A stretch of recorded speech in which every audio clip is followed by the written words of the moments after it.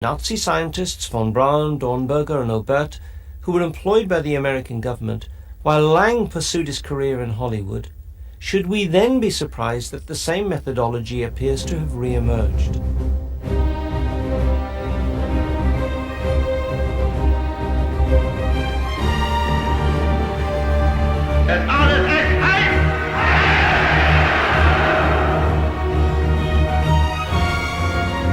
Sometime between 1929 and 1933, Obert and von Braun produced a promotional movie designed to convince the German authorities of the viability of their rocket research program.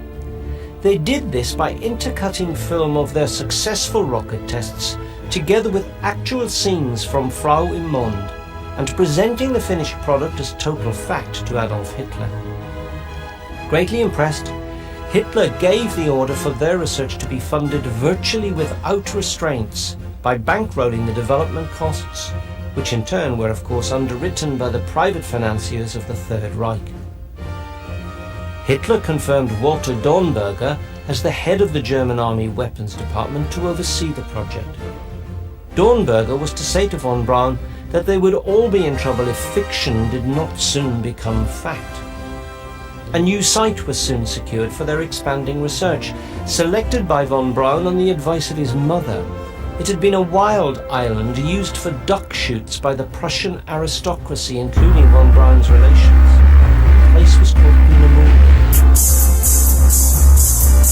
Dedicated assembly plant, fuel storage and rocket launch facilities were constructed at Peenemünde. Development of the Nazis co-opted thousands of personnel to work on this new technological development.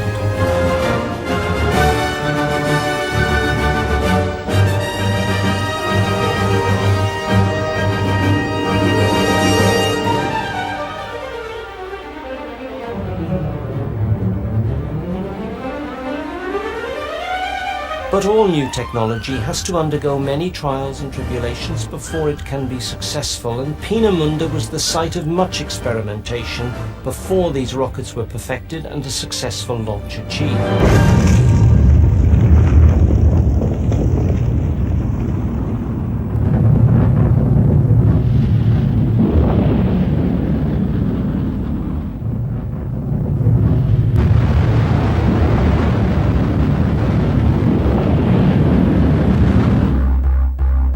Pieces of technology were developed, including gyroscopic control.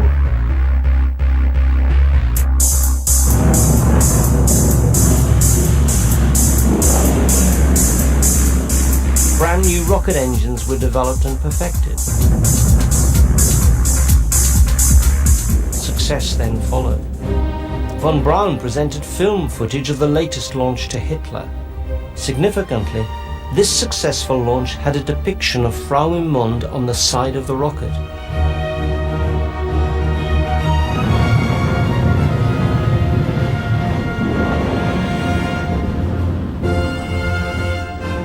At the end of the film, he abruptly said, we have something pretty formidable here, and ordered immediately the highest priority to put this thing into quantity production.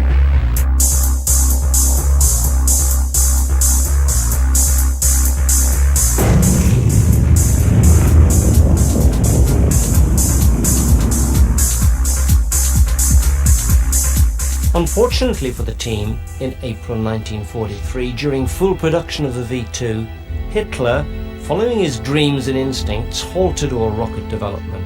Desperate to fulfill their dream, the two most influential people at Peenemünde, Dornberger and von Braun, asked Albert Speer to set up a meeting. And it was in July 1943 at the Wolf's Lair, Hitler's Rastenburg headquarters, that von Braun showed Hitler models of proposed underground production facilities to inspire him to resume production. Hitler bought von Braun's idea that he could rocket bomb his way to victory through the production of hundreds of thousands of V2 and V3 rockets. The team was so successful in their presentation that the very next day, Hitler awarded a professorship to von Braun in recognition of his achievements. Wernher von Braun considered manned spaceflight the goal of his life. This launch vehicle would become key to the means by which mankind would attempt to reach out into space but for the Third Reich it was just a transporter of explosive, 1 ton per rocket, that would travel a distance of 200 miles before delivering its lethal burden without warning onto its target.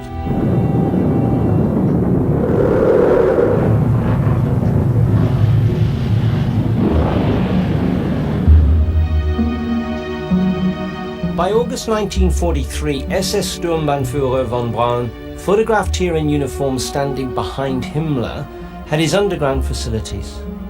Here in southern Bavaria, in the Mittelwerk, in appalling conditions, thousands of prisoners were used as slave labourers to manufacture the vast number of components required to fulfill the colossal production targets.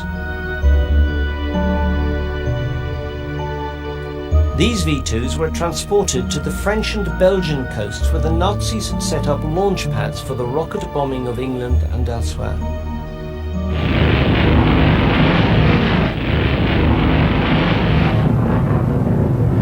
In the latter part of the war, over 2,000 V2s rained down on London.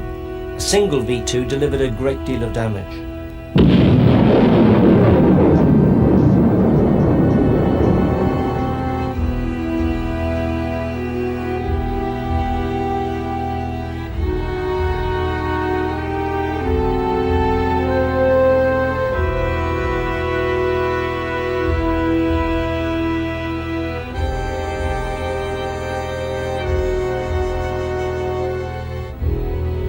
Despite the fact that the Allies attempted to destroy Peenemünde twice, it was essentially spared, and this was of course vital if the Allies were to recover the scientists and their essential technology.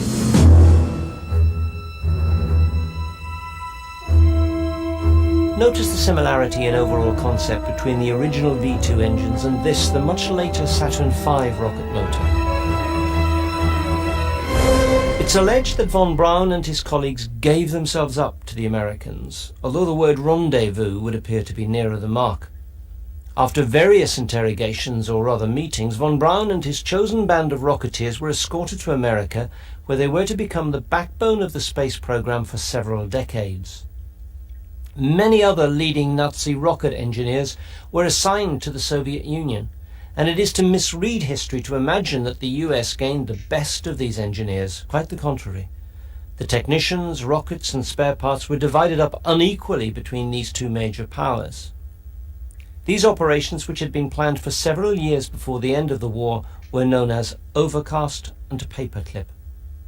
How many British people knew or know even now that in the latter half of 1945 a prime cause of their recent misery, SS Sturmbannführer von Braun, had not only visited London, but had also been awarded an honorary fellowship by the British Interplanetary Society for his services to rocketry. The Soviets did not immediately repatriate their allotted portion of rocket engineers. They first worked with them on site in Germany and only subsequently moved everything, including personnel, back to the Soviet Union. Stalin fully supported the development of rocketry, and thanks to their methodology, the Soviets progressed faster in their understanding of the new rocket skills than did the United States. The Soviets milked their Germans dry of all knowledge, and by the 1950s the Soviet scientists knew as much, if not more, than their erstwhile teachers who were then repatriated to Germany.